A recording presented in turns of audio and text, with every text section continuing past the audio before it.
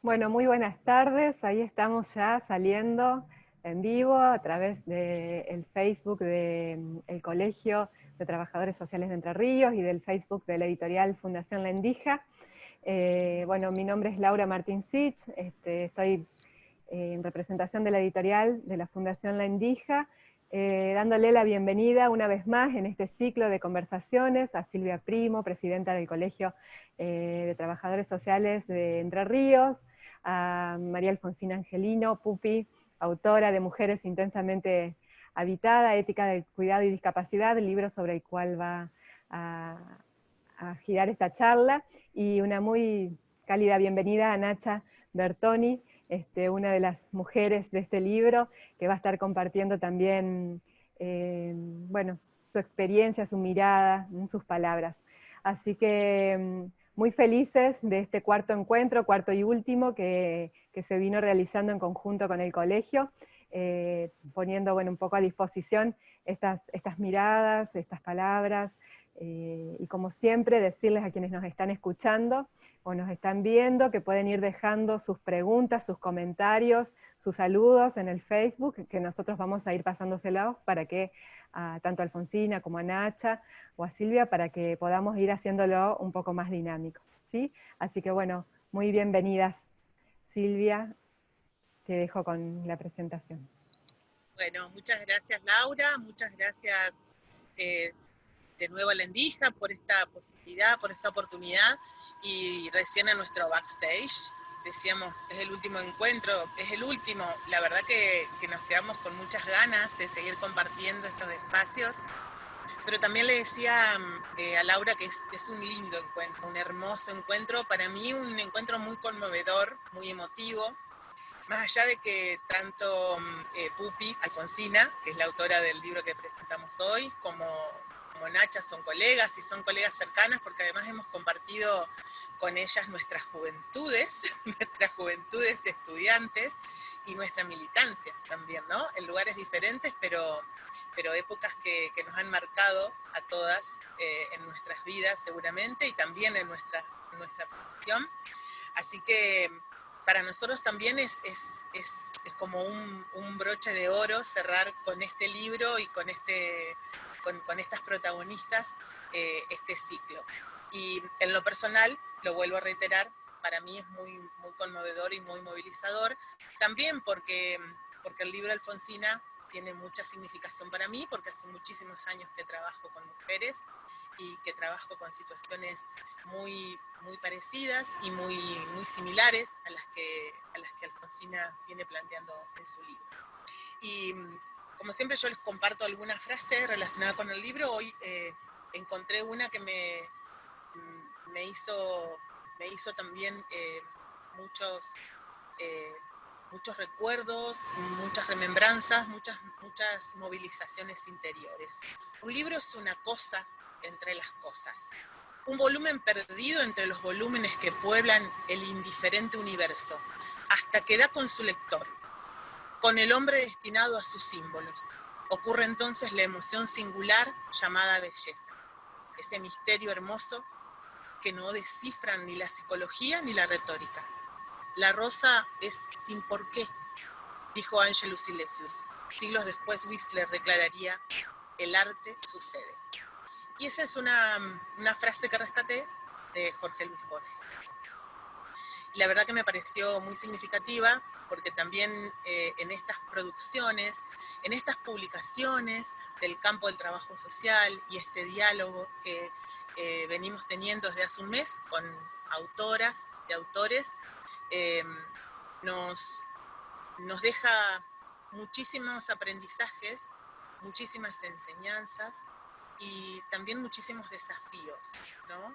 Como este de dejar más allá de un testimonio de una maestría, de un doctorado o de una vivencia, ¿sí? Dejar una herencia para lectores, que alguien dentro de algunos años tome esta referencia y lo pueda interpretar y lo pueda eh, masticar, lo pueda deleitar y se lo pueda quedar, ¿no? Eh, cuando la invité a Alfonsina para este libro, me decía, pero este libro ya tiene sus años. Y en verdad yo cuando empecé a leer algunas partes del libro, dije, está tan actual, que parece que lo hubiese escrito ayer. Así que me parece que va a ser y va a seguir siendo un aporte importantísimo para la profesión, para el campo del trabajo social, para otro campo que es el que también ella trabaja, interpela dentro de este texto, que es la discapacidad, y sobre todo las mujeres que están atravesadas por todas estas situaciones, ¿no? Por su condición de mujeres, por su condición de madres, por su condición de cuidadoras, por los roles que debe asumir y que debe cumplir, porque es el mandato asignado en esta sociedad. Así que creo que ha sido más que acertadísima esta posibilidad de tener este cierre de este ciclo con este libro, con esta autora y con quien va a comentar el libro, que es en realidad protagonista también de este libro. Bueno, primero voy a presentar a la presentadora. Bueno, Sonia Elizabeth Bertone, tiene nombre de reina, che. La Nacha, para nosotros en confianza y en familiaridad. Es licenciada en Trabajo Social, es colega, egresada de la Universidad Nacional de Entre Ríos en el año 1997 y es especialista en salud colectiva con orientación en salud social y comunitaria de la Universidad Nacional de Rosario en el año 2011. Nacha tiene mucha experiencia que está vinculada a la discapacidad, también a la geriatría, como auditora, como personal técnico, como evaluadora, como personal en centros de salud, en muchos aspectos que están vinculados directamente al trabajo social. Por ahí no quiero irme en los detalles porque me parece que ayer en esta charla que tuvimos con Nacha, me dice, yo acá sobre todo soy la mamá de. Y a mí me pareció eso bien fuerte y bien significativo, justamente porque este es el rol que ella asume o elige como valor, ¿no? Pero también quería rescatar que, además de mamá, es una colega que tiene muchísima experiencia en el campo profesional. Y nuestra autora, Alfonsina Angelino, ella me pidió que la presentara así. Es extensionista, docente, investigadora de la Facultad de Trabajo Social de la Universidad Nacional de Entre Ríos, egresada también de la Facultad de Trabajo Social, activista académica en estudios críticos de la discapacidad, feminismos y disidencias. Así que ahora el auditorio es para Nacha, quien va a presentar a las mujeres intensamente habitadas. Vamos a cambiar un poquito la bocha, capaz, Silvia, porque en la pre también, ¿no? Como que nos reorganizamos, ¿no, Nacha? Así que voy a arrancar yo para romper el hielo y decir 3 cosas y después empezar a conversar. Lo primero que querría decir tiene que ver con esto que vos traías, Silvia. Para mí no es una presentación más, es un libro que ha viajado mucho, que como tiene su tiempo, ha sido, digo yo, es un libro viajero, ¿no? Ha tenido la posibilidad de circular por distintos lugares y eso le ha dado una vitalidad enorme, que es parte, para mí, del compromiso que yo asumí en su momento con cada una de las mujeres, ¿no? De que la palabra circulara, se moviera, porque la apuesta política de ese testimonio tenía que colectivizarse, ¿no? Salirse de los cánones de esa, ¿no? Esa domesticidad, porque justamente estamos hablando, ¿no?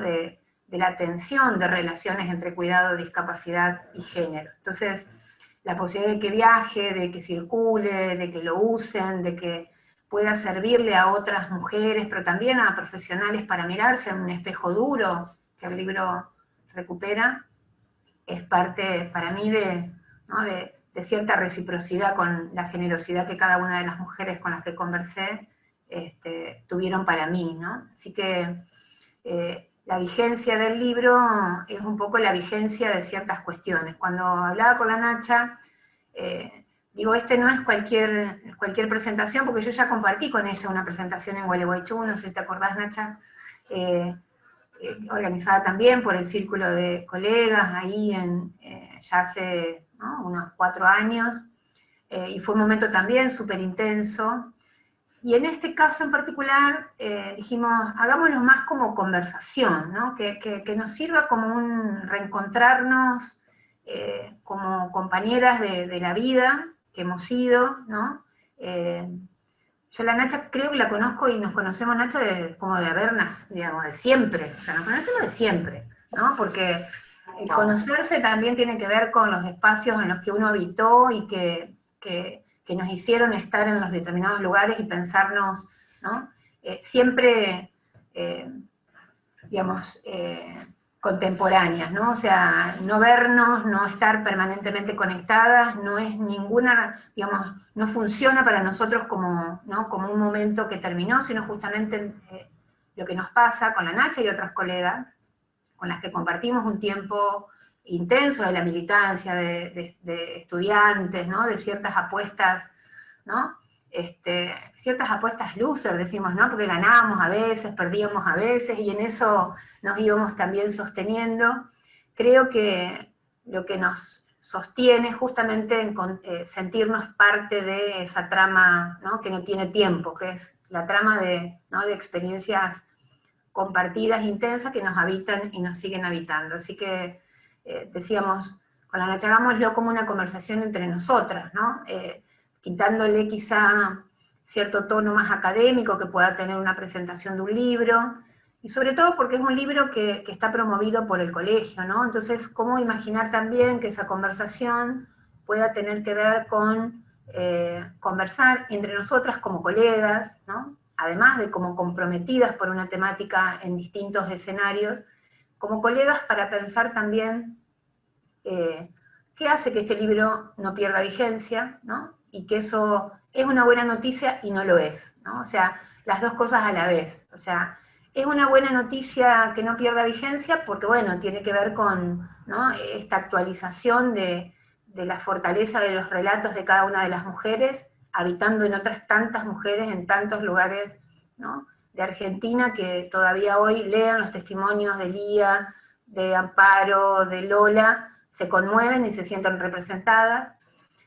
Y la mala noticia es que las cosas que ahí se relatan, ¿no?, siguen sucediendo. Entonces también eso es un punto para conversar, ¿no?, como mujeres y como profesionales mujeres, digamos, porque no podemos separar las esferas, ¿no? O sea, como mujeres también que vamos advirtiendo algunas cuestiones vinculadas a los mandatos, a las historias que tenemos de las posiciones que hemos ocupado y que nos han asignado, pero que también hemos naturalizado y que muchas veces reproducimos cotidianamente. O sea, no es que uno supera ciertas cuestiones, sino que todo el tiempo se encuentra, ¿no?, reproduciendo ciertos mandatos de género, y que es un gran desafío, en este caso para nosotras como mujeres y como madres de mujeres, ¿no?, pero también de varones, poder pensar la transformación de esa cuestión, ¿no?, con nuestras propias hijas e hijos.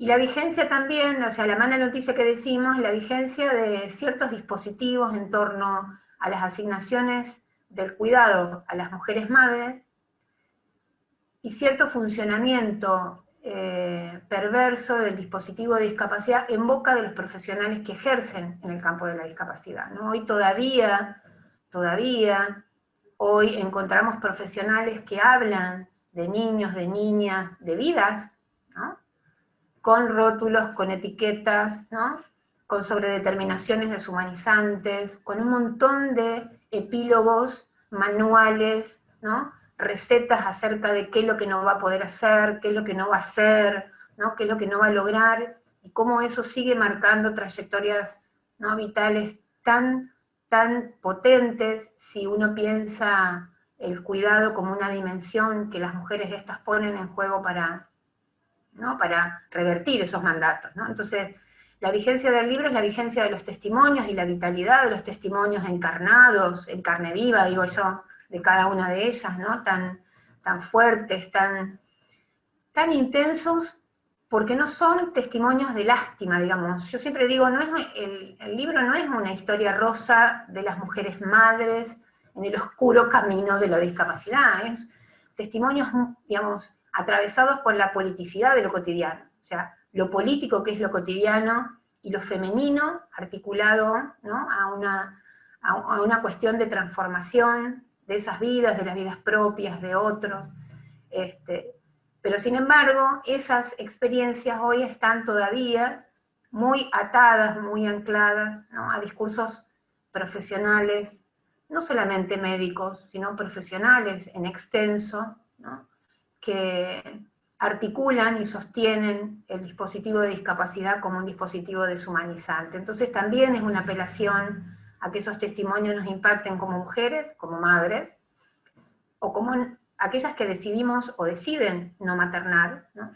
Pero también creo yo que el espejo que nos pone el libro es el espejo fundamentalmente del ejercicio profesional y las violencias del saber profesional cuando se ejercen, ¿no? para imprimirle a una experiencia vital las etiquetas, ¿no? deshumanizantes, ¿no? que tiene en ese saber profesional, ¿no? el poderío de decir qué es lo que no va a suceder, en una suerte de alquimia, digo yo, porque parte de lo que las mujeres relatan es, o sea, ¿qué sabés vos que no va a poder? O sea, ¿cómo sabés que no va a poder? ¿No? O sea, ¿quién te dijo que vos sabés qué es lo que no va a suceder en 20 años? Entonces también creo yo que como material de trabajo es un material potente en ese sentido, ¿no? Es un mapa para la intervención, ¿no? O sea, hablábamos con la Nachi más temprano, ¿no? O sea, qué cosas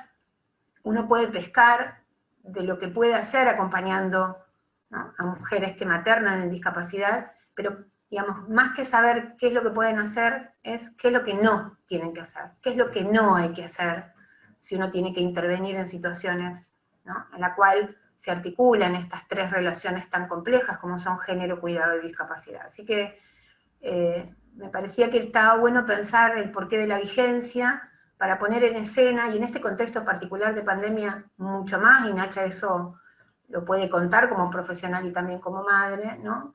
Ha habido una suerte de regresión, ¿no? una suerte de retroceso en lo que hace a las cuestiones vinculadas a los derechos en general, pero también a una visión nuevamente de la discapacidad como enfermedad crónica, ¿no? Entonces esto es parte de las batallas que nos convocan, y por eso la idea de pensarme como activista, como profesional que está activada por el trabajo con otros, ¿no? por un trabajo que la universidad debe hacer con otros necesariamente, no disociada, porque justamente en la disociación de la academia, de los espacios de producción de conocimiento con el afuera, ahí se sostienen las violencias de un saber que no dialoga con las experiencias, sino que las imprime, las determina, ¿no? y las, en algún sentido, deshumaniza. Así que eso era un poco lo que había pensado inicialmente tirar como para empezar a conversar, esta conversación con mi amiga, la Nacha, ¿no? Pensando que también esto sea un espacio de fortalecimiento de ambas, ¿no? Porque yo haber conversado con las mujeres fue un espacio para mí de mucho aprendizaje, de mi propia maternidad, ¿no? y de mi propio trabajo profesional, por lo tanto, sigue siendo una extensión de esa conversación que dio origen en su momento, ¿no? al libro. Así que hasta acá la primera parte de lo que quisiera decir, y le dejo a Nacha la palabra y seguimos conversando. Bueno, hola, buenas tardes. Tengo que agradecer primero tanto afecto y Pupi, tanta amorosidad para conmigo y para con todas las mujeres. No deja de atravesarme, de interpelarme y de emocionarme cada vez que me encuentro con vos y con todas las colegas también. igual es un gracias rotundo porque nos visibilizaste. Hubo un grupo de colegas, de equipo, que se dio cuenta que había mujeres que estábamos opacadas, que estábamos activas, que estábamos presentes, que estábamos discapacitadas, que estábamos oprimidas, que éramos drásticas. Uy, tengo millones de sinónimos para decir, pero que estábamos habitadas. Y que nos hayan visualizado nos permitió a este colectivo de mujeres empezar a sentirnos acompañadas y a construir otro espacio. Se me ocurre pensar por ahí en estas historias cómo confluyen, cómo en estas conversaciones que tuvimos, Pupi, cómo se pudo disfrutar los sentidos, cómo se pudo revertir pronósticos, cómo se nos dio un lugar de escucha y sobre todo cómo pudimos hacer como trabajadoras sociales una lectura crítica a estas mujeres que veníamos motorizando y que estaban. También nos pasa esto que decís hoy, que sigue muy vigente, que los espacios de consulta los siguen ocupando las mujeres.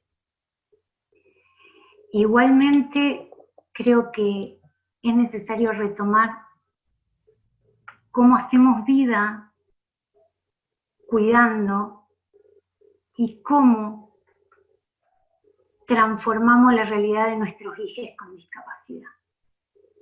Y esto no nos convierte en superhéroes, ni nos convierten en víctimas, nos convierten en mujeres que podemos hacer. Y eso es lo más importante. Creo que pudimos entender esto que dijiste, Pupi, al principio, que nuestros hijos eran mucho más que ese diagnóstico que nos habían dicho, que nuestros hijos eran mucho más que ese TGD, esa bolsa de gato que no sabíamos qué era. Y pudimos revertir esto, pudimos pensar, y críticamente como trabajadora social pudimos empezar a romper esto, el que nuestros hijos eran más que ese diagnóstico que nos habían dado y también que el cuidado no era totalmente femenino y que lo doméstico no era femenino y que teníamos que convocar a otro porque el cuerpo ya no dábamos más. Nos habían hecho creer que esto era tarea de las mujeres y nosotros lo habíamos creído y nosotros lo hacíamos y nosotros lo hacemos. Y políticamente también se entendía y se entiende a la discapacidad atribuyéndosela a las personas y no como característica de las personas. Entonces, Pupi, primero, siempre que hablo con vos te digo gracias, a vos y a todo tu equipo, porque además de que fue muy amorosa tu narración, nos sacaste del lugar de la víctima y pudimos pensar conjuntamente con otros que había un montón de camino que había que empezar a hacer, que había otros colores, que había otros olores, que había esperanza y que había que darle lugar a eso. Había que escucharlo, teníamos que hacer lecturas reflexivas sobre eso y entender que siempre eran mujeres las que llegaban. Siempre son mujeres las que siguen llegando. Y esto que parece tan romántico, no es nada romántico, sino que es la posibilidad de pensar conjuntamente la construcción de la discapacidad desde lo social, poder construir la discapacidad con lo conceptual socialmente, añadido en esta tensión de cuidado, mujeres y discapacidad, en esta tensión permanente. Creo que no tengo mucho para poder agregar más que esto que cómo vamos, vos planteás, no hay recetas, claro que no hay recetas, pero sí sé que no hay que dar lugar a todas estas cosas que nosotros ya transitamos y que dolieron y que dejaron marcas en el cuerpo y que empezamos a hacer lectura de viejos dolores. Por ahí me parece importante pensar las políticas, y lo hacemos de hecho desde la posibilidad, perdón, de la autonomía, la discapacidad desde la autonomía, desde la participación social y desde todo esto. O sea, que podamos empezar a dar espacios a que se sumen otros, y que si bien estamos las mujeres, también es importante que nos acompañen los que llegan, que son muy pocos, de los hombres. Por ahí. No sé si me quieren preguntar algo. Sí, yo pensaba en esto que vos decías, Nacha, porque es tal cual, ¿no? O sea, qué cosas, digamos, vamos descubriendo, vamos entendiendo, vamos tejiendo para pensarnos colectivamente, ¿no? En esto que decís, porque sentirse parte de algo, sentirse parte de una trama es recontra importante cuando parte del dispositivo de discapacidad lo que hace es expropiarte de esa condición colectiva, ¿no? Y situarte en el terreno muchas veces de lo individual, de la responsabilidad, inclusive el discurso de la tragedia, ¿no? Entonces, es un montón, o sea, lo que ha sucedido con los relatos de ustedes, lo que me han devuelto muchas mujeres en muchos lugares, es que se han encontrado en el relato tuyo, ¿no? Y dicen, esa soy yo, digamos, y eso tiene para mí la potencia de entender que los claroscuros que nos habitan, como mujeres, como profesionales, como cuidadoras, como cansadas, como angustiadas, ¿no? Son los claroscuros de la vitalidad de encontrar que uno siente que la posibilidad de pensar desde otro lugar es algo que tiene que hacer con otras, ¿no? Y que además esa invisibilización de las que vos hablás cuando decís estábamos ahí, ¿no? Es tan importante para nosotras, como mujeres cuidadoras, como mujeres madres, como también para nuestras hijas, ¿no? Porque si algo aprendí con tu relato, cuando conversamos, que me lo recuerdo como hoy, digamos, el lugar donde fue y toda la intensidad de esa conversación tan amorosa también, fue advertir cuánto y de qué manera el dispositivo de discapacidad desafilia, ¿no? Cuánto nos aleja de eso que acabamos de parir, o de adoptar, en el caso de algunas otras mujeres, y los transforma en objetos de la rehabilitación, ¿no? De las terapias, de las agendas profesionales, sacándolos de la esfera, ¿no? de la vincularidad de lo cotidiano, ¿no? Cuando vos contabas, cuando me contabas y cuando hablábamos de eso, y el esfuerzo enorme que se pone en juego, yo ahí advertir que parte de la potencia del cuidado cuando uno materna en discapacidad tiene que ver con justamente la posibilidad de transformar, ¿no? Un diagnóstico en vida cotidiana, ¿no? En vida vivible, en vida digna, y mirá qué tarea, ¿no? Y eso también lo aprendí de lo que conversamos con vos, ¿no? De el esfuerzo enorme de sentir que lo que tenemos que hacer como mujeres madres que cuidamos, o aquellas que no siendo madres también cuidan en discapacidad o maternan en discapacidad, ¿no? Es religar lo que el discurso profesional separa.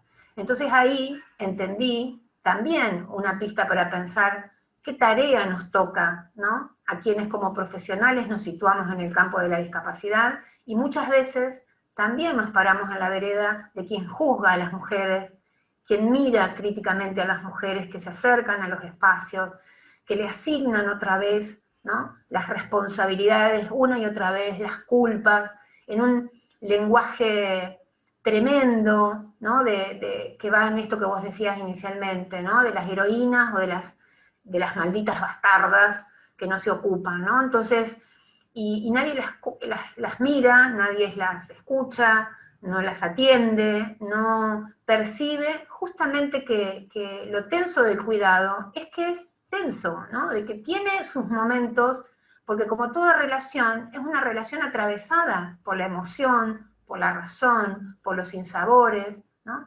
Que también cuidar, con lo que significa cuidar, ¿no? Como aquello que hace posible la vida, no puede ser una responsabilidad de las mujeres. Y esto, hacerlo efectivo en el campo profesional, es enorme, ¿no? O sea, ¿cómo hacemos para pensar que el cuidado, es decir, aquello que nos sostiene, que nos trajo hasta aquí, ¿no? Que nos hace sostenernos, no puede seguir siendo una tarea de las mujeres, y mucho menos de las madres, ¿no? Entonces, ahí me parece que yo aprendí muchas cosas en el relato con vos, porque también aprendí, ¿no?, de cómo de los dolores uno aprende, ¿no? Aprende, bueno, a mirarse a sí misma y a mirar a otras y a otros. Tu relato es un relato súper cargado de esas sensaciones, ¿no? Que son agridulces, digo yo, porque no son sensaciones, ¿no?, que uno podría definir en una sola cualidad, sino justamente como son las sensaciones que nos habitan, ¿no?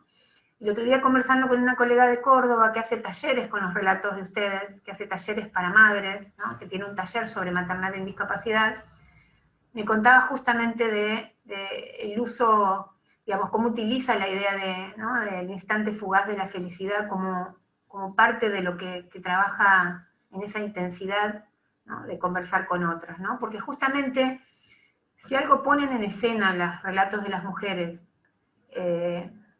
para mí son como dos cuestiones, ¿no? La idea de que, o sea, derrumban algunos mitos. El mito de la felicidad, ¿no?, de maternar, de que uno es feliz y pone la teta y está ahí y está cuerpo entero, ¿no? Y pone la maternidad también en una tensión, que es la tensión de lo vivido, de la experiencia, ¿no?, de lo que requiere ser pensado. La maternidad no es una misión, la maternidad no es una naturaleza, es una decisión, está cargado de relaciones con otros, necesita ser sostenida, ¿no? Uno necesita maternar con otras mujeres, con otras personas, necesita que te sostengan también, ¿no? Y eso está clarísimo en los relatos de cada una de ustedes. Nadie puede maternar sola, ¿no?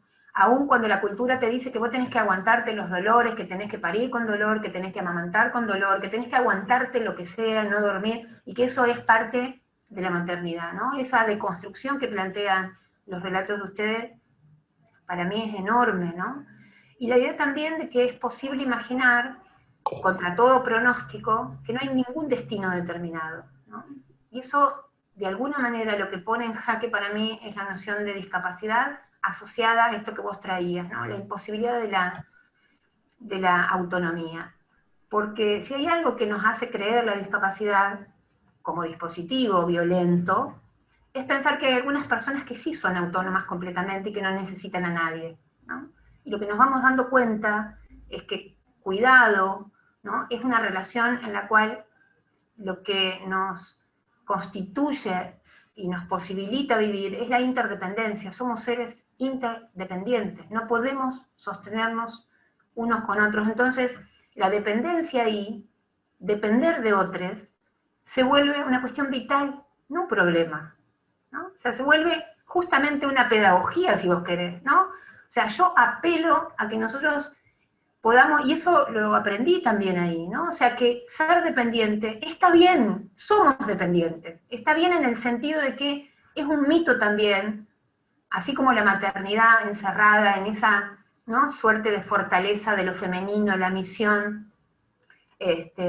despojada de todo claroscuro, también la dependencia es un mito, ¿no? El relato de la independencia, la autonomía individual, ¿no?, neoliberal, a mí de hacer solo, de sostenerse solo, de que a mí nadie me dio nada, que yo hice, ¿no? También es un mito que las personas con discapacidad vienen a poner en jaque por suerte para decir, che, es interdependencia, somos seres frágiles, ¿no? La vida es fundamentalmente frágil, por eso necesitamos de otros, necesitamos sostenernos en otros, ¿no? Y eso es una gran cuestión para mí también, para el trabajo social, para el ejercicio profesional, ¿no? Porque también el trabajo social está sostenido sobre relatos de poderlo todo, hacerlo todo, aguantarlo todo. Y me parece que también nos permite en algún sentido pensarnos como profesionales en esa relación de interdependencia también separada de los discursos, ¿no? de la mirada del autocuidado como una cuestión, ¿no? Narcisista. Cuando uno dice cuidar, ¿no? El cuidado de sí y de otros, hace referencia fundamentalmente, no decir me preservo, yo no me involucro. Es todo lo contrario de sacarse de encima la responsabilidad por los otros. Ustedes lo que ponen en escena es justamente que la vida se sostiene porque tenemos responsabilidades con otros, ¿no? Tenemos responsabilidades con otros, necesitamos de otros y de otras, y eso es justamente, ¿no? La tarea ¿no? de maternar en sentido amplio, ¿no? Porque maternar es mucho más que parir, ¿no? Es otra cuestión. Entonces, me gusta pensar que Lía, ¿no? Recorre fronteras, ha recorrido un montón de fronteras, ha habitado otras mujeres, ha servido en algún punto para espejarse, y que ese espejo es un espejo alejado de toda tragedia, cargado de la vitalidad de pensar que, ¿no? que uno va a seguir cuidando, ¿no? Como hicieron con nosotros, ¿no? Como hacen con nosotros quienes nos acompañan. Pupi, impecable, agregaría y transformando la vida de nuestros hijos. Completamente. Hacemos vida cuidando y transformando su vida. Y por ahí me queda siempre haciendo ruido, desde estos 14 años que lo tengo a León conmigo, y a las Meshi, esta necesidad del médico de correr a un diagnóstico. Parece que lo tranquilizaba a él, ¿viste? Entonces siempre que hablo con las demás mujeres, les digo, ¿cuál es la necesidad de llegar a ponerle un nombre? Esto también es el modelo médico hegemónico que nos está metiendo una necesidad que no es nuestra. Lo que nosotros queremos es que nuestros hijos rían. Lo que nosotros queremos es que nuestros hijos los quieran, como los queremos nosotros. Bueno, eso es todo un proceso. Eso es un recorrido. Eso es un andar. Eso es un luchar. Y eso es un transformar. Completamente, Nacha, porque aparte ahí, en esto que vos traes, por eso yo insisto mucho con que lo que más aparece en los relatos, ¿no? Son la voz, ¿no? de las violencias del saber, ¿no? Y cómo es contra eso con lo que uno batalla, ¿no? Porque muchas veces las batallas cotidianas o las reyertas cotidianas de estas mujeres, de las mujeres tuyas, ¿no? Aparecen contra el diagnóstico, ¿no? Y muchas veces contra las propias lógicas en que ese diagnóstico se encarna a los hijos, ¿no? Queremos que dejen de ser así, ¿no? Cuando nos damos cuenta que eso nos lleva a un camino tremendo, digamos, también nos vamos dando cuenta, que es lo que vos hiciste, ¿no? En, bueno, ¿a dónde hay que apuntar? ¿A dónde hay que mirar para transformar justamente, ¿no? esta vitalidad, ese nombre que vos decís, ¿no? Que ya lo tenía ese nombre, porque él tenía un nombre. Lo que pasa es que el discurso profesional le saca el nombre, ¿no? Y le pone una etiqueta. Entonces, las batallas digamos, de los colectivos hoy, de muchas personas con discapacidad, tienen la impronta, por ejemplo, de algo tan, ¿no? tan vital como la dignidad del nombre propio, ¿no? La necesidad de recuperar un nombre que esté por fuera de todo diagnóstico, porque, y acá hay una idea que me gusta mucho traer, y que no viene del campo de la discapacidad precisamente, sino del campo de la salud mental, pero que hay muchos puentes, que es la idea de que no hay vida que quepa en un diagnóstico, ¿no? Y sin embargo, muchas veces el discurso profesional nos hace pensar que sí, que toda la vida de esa persona cabe en ese diagnóstico, ¿no? Cabe en una suerte de relato, ¿no? Anticipado de lo que sí y lo que no, ¿no? Yo, me parece que ahí hay una potencia que colectiviza ese malestar, ¿no? Que interpela tanto a las mujeres, a las madres, a las maternidades y las paternidades. Lo que pasa es que las paternidades se dejan interpelar a veces bastante menos, ¿no?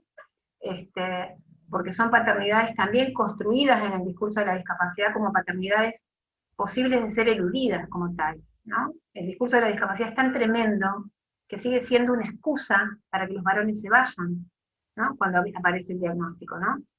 A muchas mujeres, y vos lo habrás leído y lo habrás escuchado, en tu propio espacio de laburo también, ¿no? En discapacidad, el discurso que todavía prevalece es decir, te va a dejar, no va a aguantar, ¿no? Viste que los varones no aguantan estas cosas, ¿no? Y que eso sea un discurso todavía, ¿no? Legítimo y sostenido socialmente, ¿no?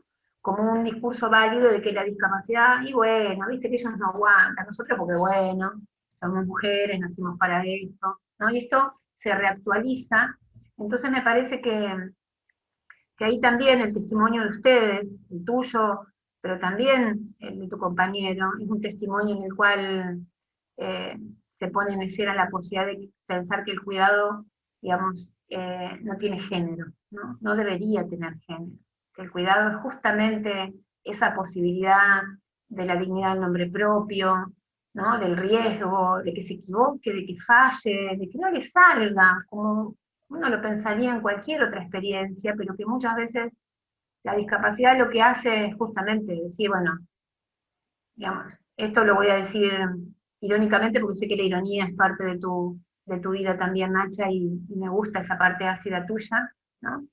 Esta idea de que, bueno, si va a ser tullido, que sea una posta, ¿no? Que sea una posta, que se comporte completamente como tullido, que cumpla las tareas, que haga las terapias, y que no se pierda ni un minuto en hacer lo que tiene que hacer cualquier tullido que se precie de tal, ¿no? Entonces, ¿cómo también derribar estas cuestiones? Me parece que es parte de lo que vos nos trajiste a escena con los relatos de tu dinámica familiar, ¿no?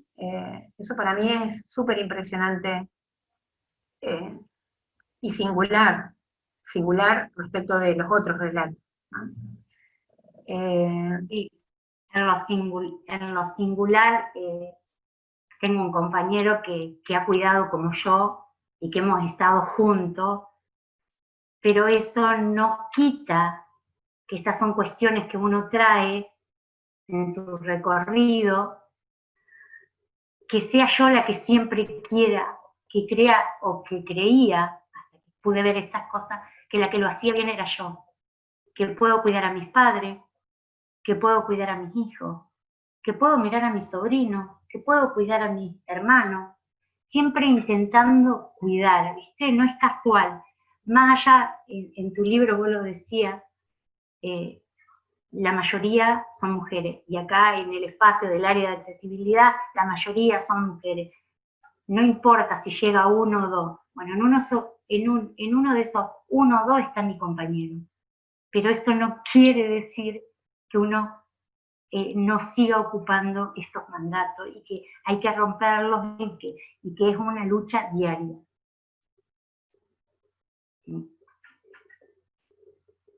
Laura, no sé qué decías vos en el chat. Que si quieren puedo leer unos comentarios acerca de lo que estaban diciendo recién, acá en Facebook. Bueno, muchos saludos y muchas felicitaciones para Pupi, para Nacha, agradecimientos. Y bueno, por ejemplo, René acá de Santis nos dice que el diagnóstico como estigma limitante y no como potencia creativa. Dice el modelo médico hegemónico de causa-efecto, como focalizando siempre lo que falta, lo que sale de la norma, de lo esperado, pero que a su vez también es parte de la diversidad humana. Después hay un comentario donde dice, siempre es hermoso escuchar a Pupi, pero el amor de tu palabra, Nacha, conmueve. Verónica González en un momento dice que es como, siente como que siempre tiene que estar rindiendo cuentas.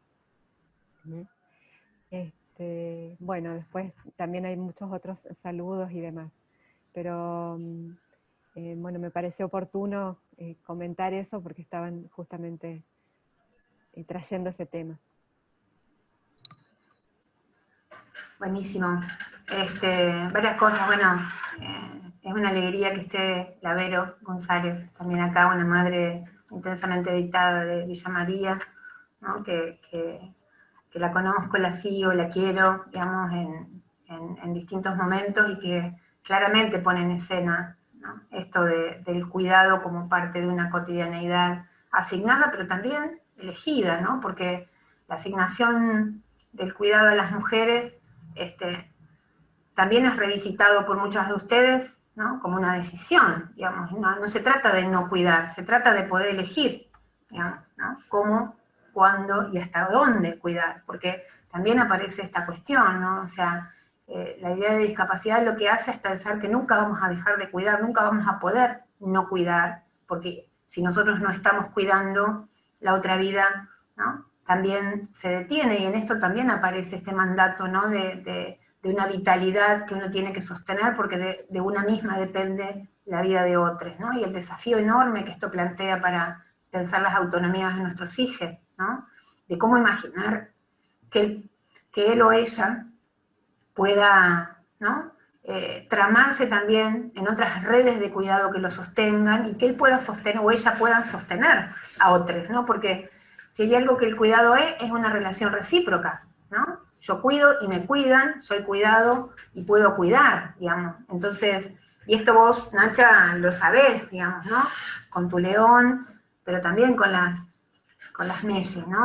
Hay momentos en los cuales él cuida, es cuidado, y esa relación fluye también porque hay procesos en los cuales uno puede imaginar que separados del diagnóstico, esa vida no cabiendo en esa etiqueta tan tremenda, ¿no? Puede tener proyecciones, y yo insisto en esto, ¿no?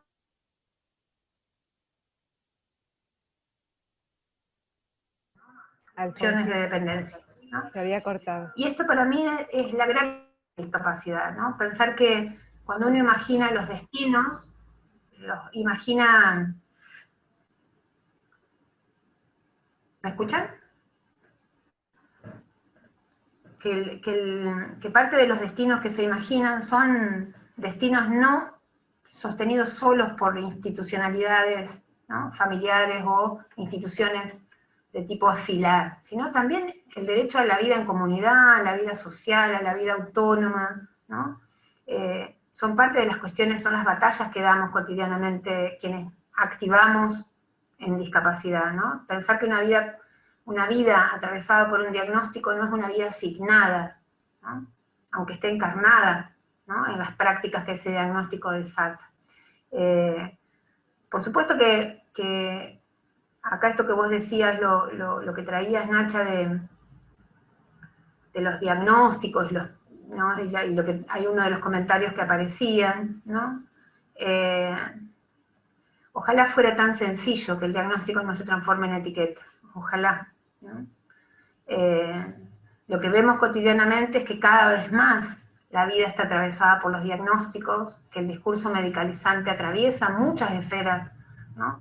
Que los discursos patologizantes de cualquier cosa que se corra, ¿no? De una normalidad cada vez más dura, más rígida, más excluyente, tiene un diagnóstico y tiene, ¿no? Un sello, donde nos vemos a veces atravesadas por, ¿no? El reclamo de tener un diagnóstico como un derecho, ¿no? Y nos equivocamos ahí también a las batallas que tenemos que dar respecto de eso, porque esa es la lógica en que el Estado nos pone también, ¿no? O sea, que el diagnóstico sea hoy y el certificado sea hoy la llave de acceso a derechos humanos como la educación, la salud, ¿no?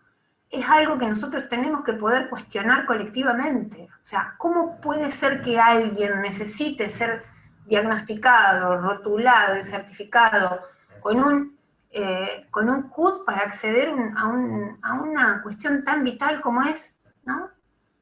El derecho a tratamientos, acompañamiento, a sostenimiento, a educación, ¿no? Que hoy sea un requisito para el ejercicio de ciertos derechos, ¿no?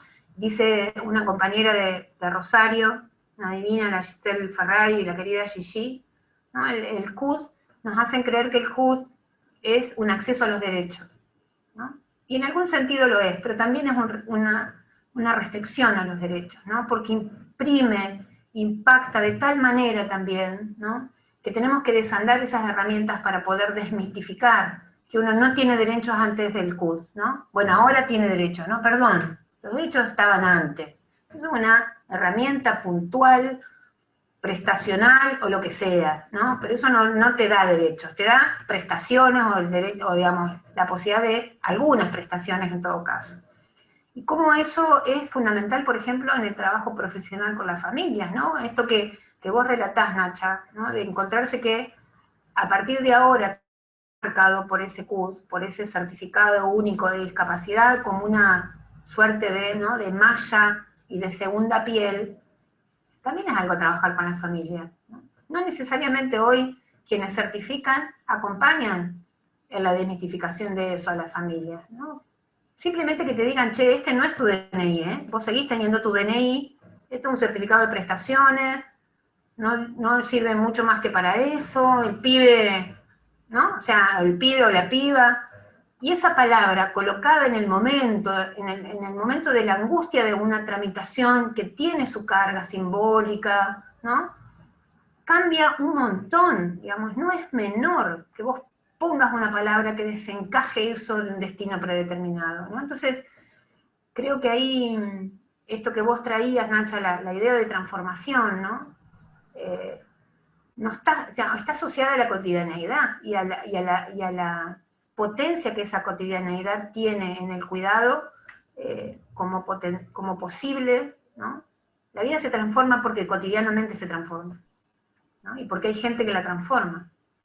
El tema es cuando esa transformación queda, digamos, asociada a una sola persona, asignada solo a la madre, y ahí el peso se vuelve enorme, asfixiante, ¿no?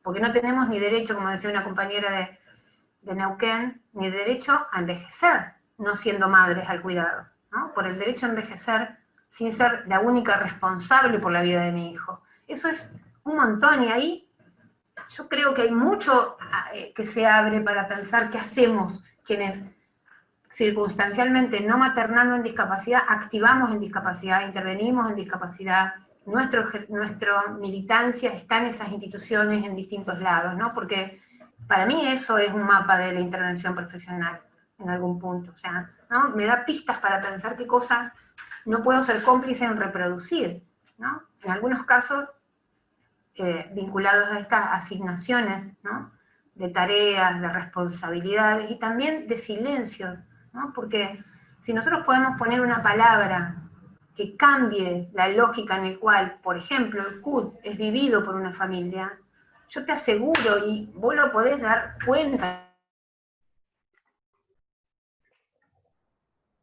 Nacha, esto, con el hijo, con la hija y con la discapacidad, ¿no? Es un instrumento, punto. No es la vida, no es el DNI, no es todo, es algo, una cosa, una dimensión. Tal cual lo hemos conversado en alguna oportunidad de Pupi, y va más que lo que te dice un CIE-10, que es un manual médico, que si tu hijo entra o no entra en eso, y todo lo que genera en las familias, saber que tu hijo está en uno de esos códigos.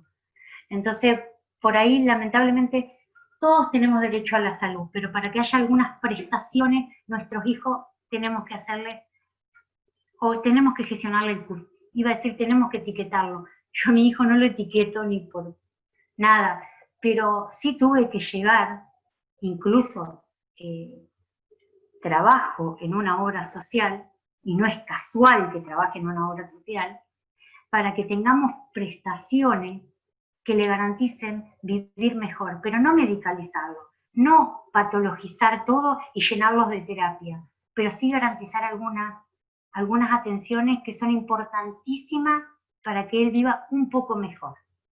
Entonces, el CUD, yo coincido, Pupi, que es solamente a nivel prestacional y para que pueda recibir alguna que otro beneficio. Ahora, todo esto también tiene que ser una cuestión que deberíamos agregarlo a las agendas políticas, porque no puede ser que si el derecho a la salud está en la Constitución, ¿por qué nuestros hijos, hijas, necesitan un CUD para poder recibir las atenciones que merecen o requieren?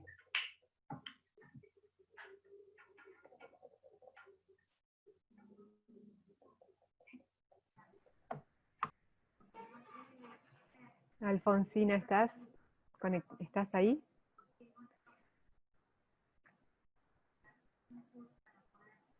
A ver, creo que ahí está conectando nuevamente. Se cortó un poquito ahí la transmisión. Alfonsina, ¿estás? Ahí volví, perdón, Nacha, perdón. Me fui en... Pero acá estoy.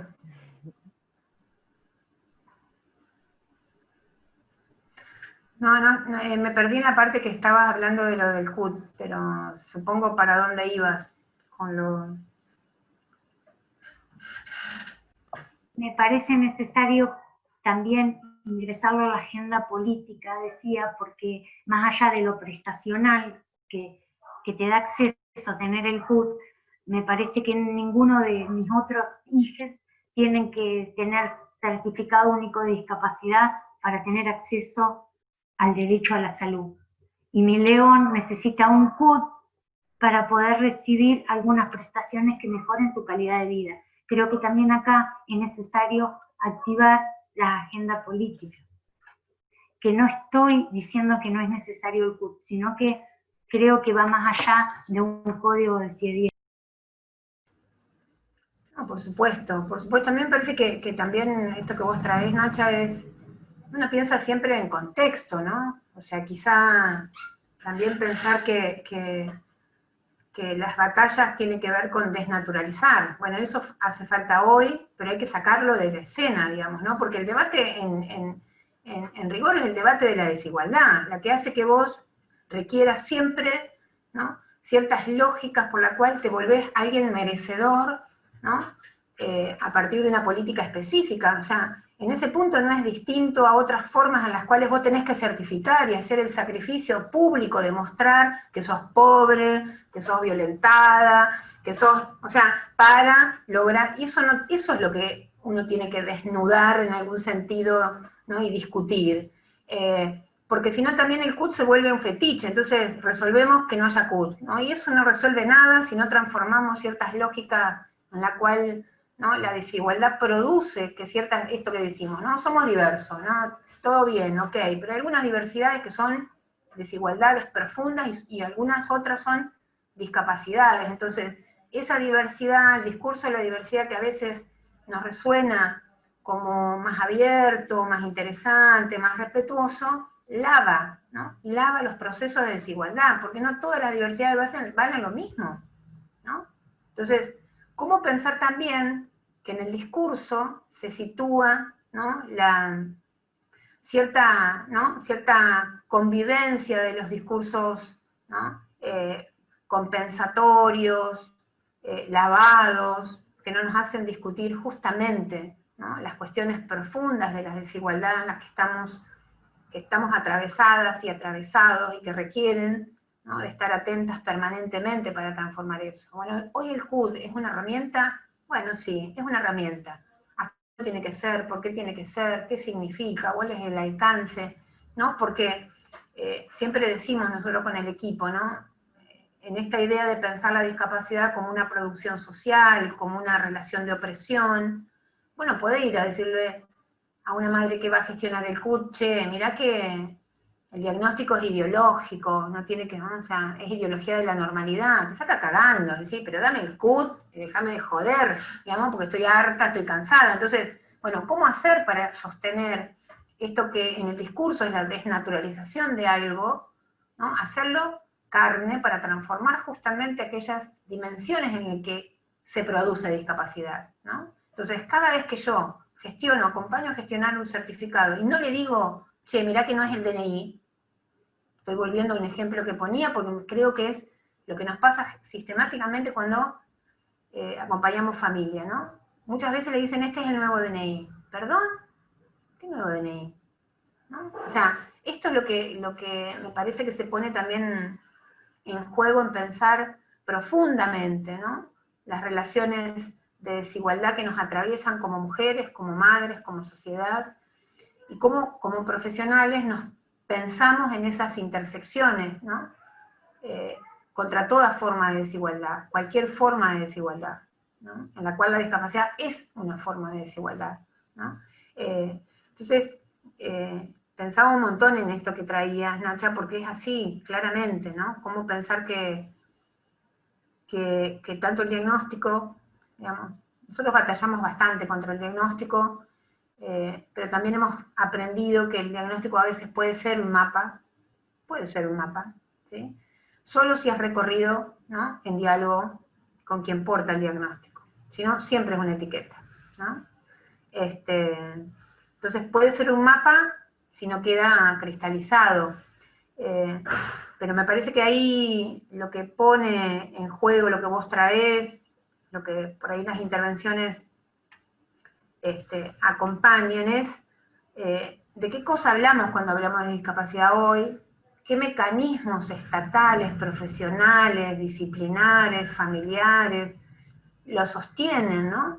Porque nosotros siempre decimos, no sé si vale la pena seguir preguntándose qué es la discapacidad. Capaz que lo que nos preguntamos es qué hace posible la discapacidad como categoría clasificatoria, ¿no? Porque ahí encontramos no la mejor palabra para definir algo, sino justamente la posibilidad de desnaturalizar que eso sea, ¿no? Algo del orden de lo corpóreo, ¿no? Y vos como que situás las batallas en otro lado, ¿no? O sea, ¿cómo es posible que esto se llame discapacidad? ¿Desde cuándo? ¿Por qué? ¿Para nombrar qué? ¿No? Entonces también esa apuesta que ustedes la hacen en los relatos, ¿no? Porque justamente lo que se pregunta es, pero esto, digamos, tiene nada que ver con mi León, con mi Ciro, ¿no? Con todos los hijos e hijas que aparecen en los relatos, porque lo que hacen es justamente desconfiar de la autoridad y la legitimidad de esa palabra tan, ¿no? tan violenta que a veces se pone en juego para nombrar, ¿no? Entonces me parece que ahí, creo yo, ¿no? Esto lo conversamos mucho con los compañeros y compañeras del equipo, porque bueno, es nuestra gran apuesta también a sostener esta tarea enorme de pensar la formación profesional, la extensión universitaria, de investigación en la facultad que nos toca formar trabajadores sociales, ¿no? Y también cientistas políticos, quienes en algún sentido están involucrados en el campo de la toma de decisiones de las políticas públicas, con una mirada más abierta sobre algunos temas, ¿no? Entonces, conversar sobre esto es parte de transformar lo que entendemos, ¿no?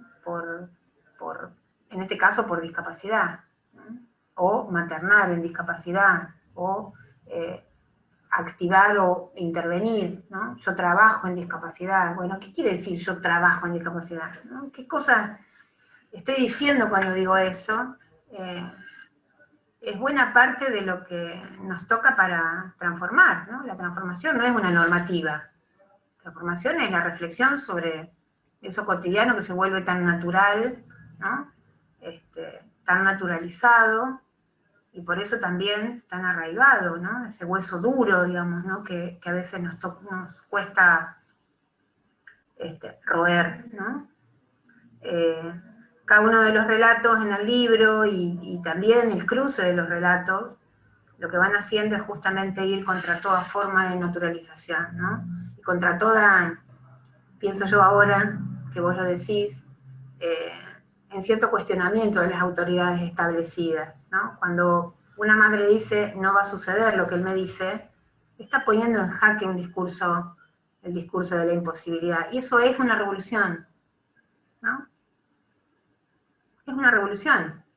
Porque si no, ¿qué son las revoluciones? Son eso, digamos, ¿no?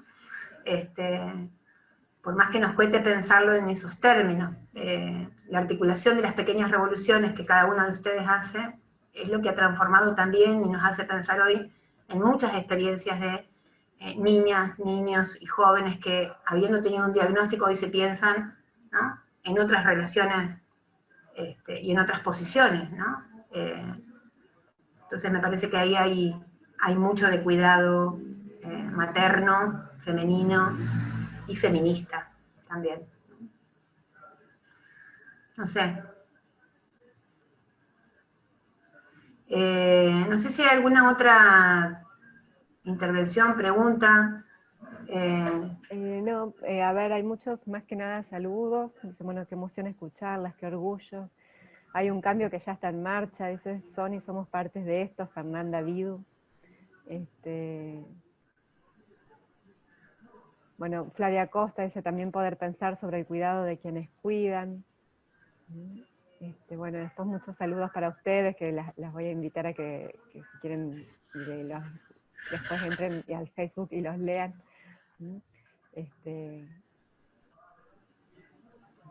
Para que vean, digamos, quienes también acompañaron, quienes estuvieron acompañando. Silvia, no sé si vos querés decir algo, Nacha.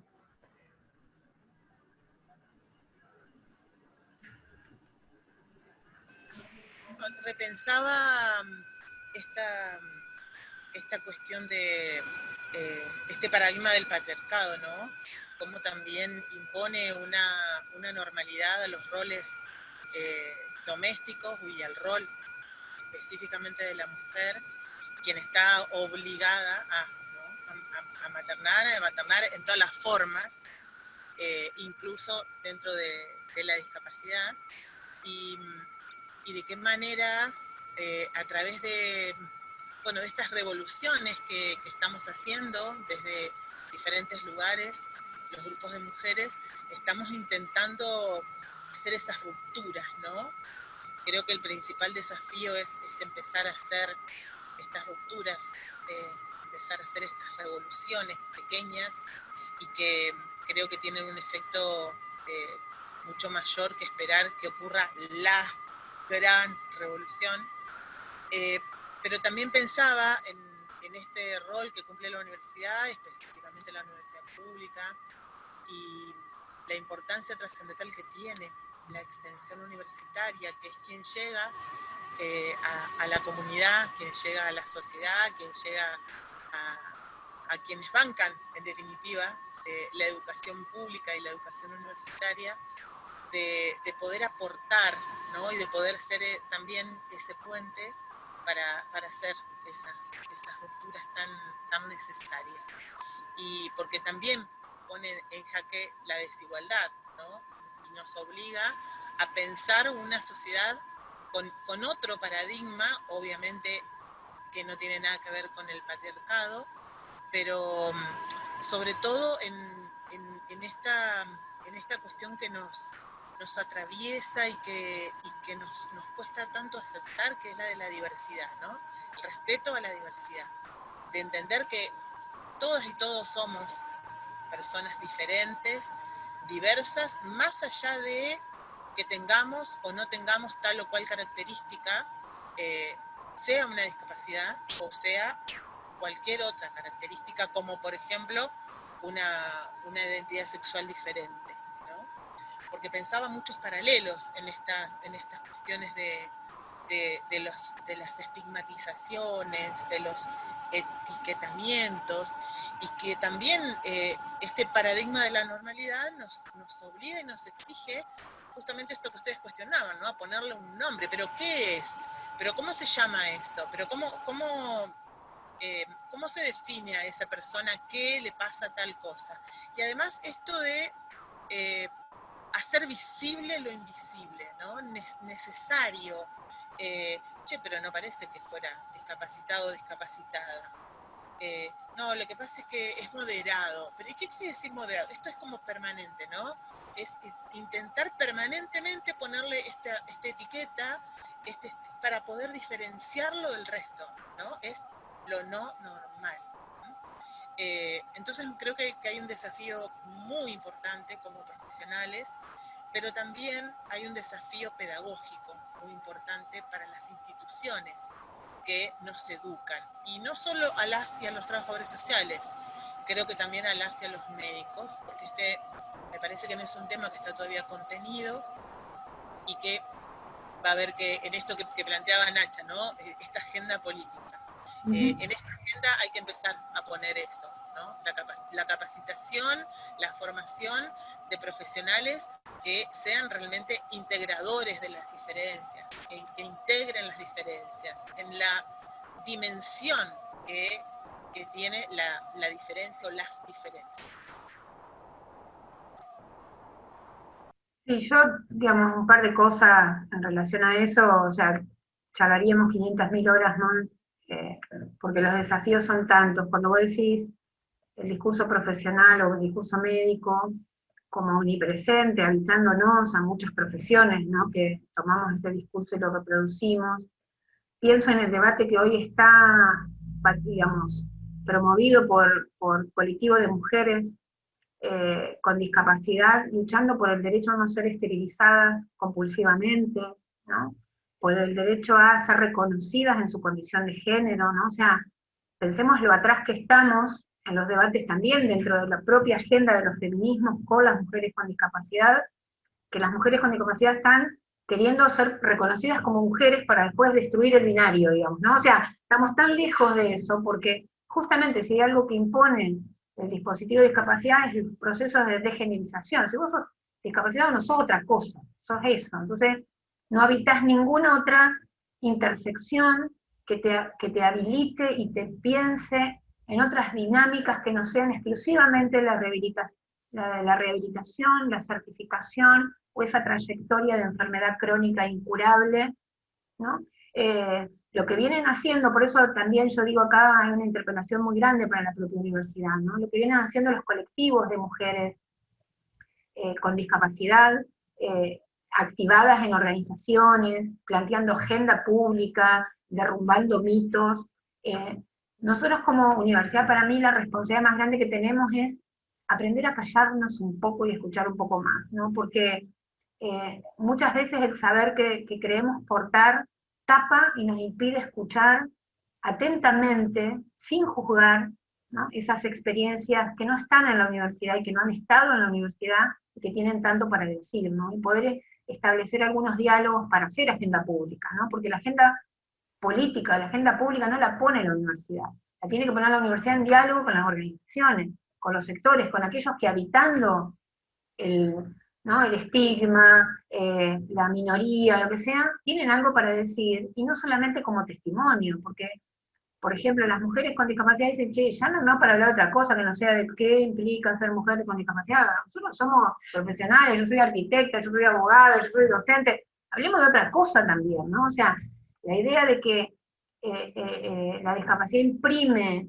una suerte de malla densa de la cual no se puede zafar, no se puede evitar otras lógicas, otras dinámicas, otras intersecciones, también es algo a discutir en los discursos profesionales y fundamentalmente en los discursos producidos en la universidad. Entonces, aprender a escuchar es algo que nos cuesta bastante, ¿no? Bueno, cerrar un poco la boca y ver qué tienen para decir y dialogar en eso, tratando de desmitificar esto que decía la Nacha, ¿no? Porque el cuidado hace vidas posibles, pero también las deshace. También deshace vidas. Entonces, el cuidado no es en sí mismo una buena palabra. Hay que pensar qué tiene adentro, ¿no? Porque yo siempre digo, del cuidado también habla Bernie, hablaba Patricia Bullrich, y no habla del mismo sentido que hablamos nosotras del cuidado. Entonces, el cuidado en sí mismo como concepto tiene que ser pensado como dinámica en la cual hay una relación recíproca de dos personas, porque podemos no saber específicamente qué es el cuidado, lo que sabemos es que no es cuidado, que es descuido, es cuando el otro queda imposibilitado de hablar por sí mismo, de ser escuchado, de ser, ¿no? Y ese sacrificio público implica que cada vez, todos los días, tenga que presentarse para dignificarse supuestamente en una relación con el profesional, con la institución. Entonces, hay mucho para pensar todavía en estas relaciones en términos de cuidado, de discapacidad, para situar la agenda pública. Y para mí hay mucho para escuchar en el campo de la discapacidad, lo que vienen haciendo los movimientos, ¿no? Los distintos espacios de los activismos, que tienen una agenda enorme, muy interesante, que no está hoy en la agenda pública, ¿no? Y que quizá pueda ser una oportunidad, ¿no? También para situarla, porque, bueno, hijos e hijas con discapacidad son eso, mujeres, varones, aquellos que rompen los binarios de mujeres y varones, que habitan sexualidades libres de violencia, o sea, hay tanto para pensar dentro de eso, que me parece que tiene que ver con esto que decía la Nacho también, ¿no? Cómo imaginar aproximaciones que transformen, pero transformen en serio, ¿no? Que transformen en serio, ¿no? No solamente experiencias individuales, sino también experiencias colectivas. Me parece que ahí hay... Pero bueno, es largo, Nacha, ¿eh? El camino. El micrófono muteado. Bien, no hay mucho para agregar, han echado luz, chicas, no se dan una idea. Por ahí el desafío como trabajadora social del área de accesibilidad municipal es poder llegar a la construcción social de la discapacidad, que todavía no hemos logrado y que vamos en ese camino. Y por otro lado, la lucha permanente de habilitar derechos, pero que no es solo del área de accesibilidad, es de todo, es integral, es de la integralidad. Así que por ahí esos son los desafíos que nos quedan, que me marcan y que voy en este rumbo.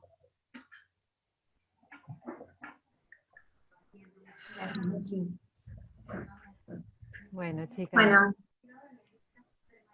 vamos cerrando, si les parece. La verdad que da para seguir charlando o para un bis, porque es hermoso escucharlas y es, bueno, obviamente muy enriquecedor. Así que bueno, pero nos toca ir cerrando, ya estamos hace 1:20, y bueno, volver a agradecer de parte de la editorial, a Alfonsina, a Nacha, a Silvia, este ciclo realmente hermoso que se dio con el colegio, donde hemos ido presentando distintos libros, y hoy cerramos con este, así que de parte nuestra, agradecimiento para cada una de ustedes. Bueno, gracias a Lendija por habernos acompañado en este sueño que emprendimos de poder hacer algo diferente en este periodo de pandemia. Y sobre todo un especial agradecimiento tanto a Pupi como a Nacha, porque, bueno, lo vuelvo a reiterar, creo que fue una idea acertada haber elegido este libro para cerrar este ciclo, y también dejando muchas puertas abiertas para las colegas o los colegas que quieran hacer presentaciones de sus libros, que es un espacio realmente muy interesante para poder socializar, pero también para compartir otras cosas, otros sentires y otros pensares.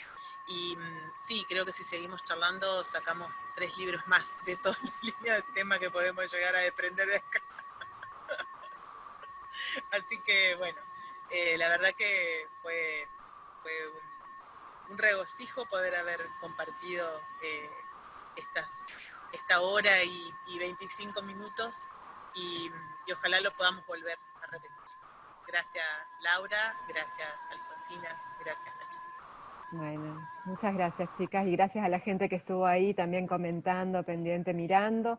Esto va a quedar después en el YouTube de la editorial, así que lo vamos a poder compartir para quienes no hayan podido verlo hoy. Bueno, muchísimas gracias. Lauri, no dejar de agradecer el apoyo de la Federación Argentina de Instituciones Profesionales, que auspició y alentó esta actividad, y que también se fueron sumando colegas de otros colegios profesionales del país a nuestras actividades. Así que especial también agradecimiento a las FAPS por el acompañamiento. Así es. Bueno. Yo solo decir gracias, Nacha. Gracias siempre. Te quiero siempre, vos sabés. Así que ya nos vemos. Gracias. Yo también. Gracias, chicas, chiques. Es recíproco el amor y particularmente es sanador. Así que gracias.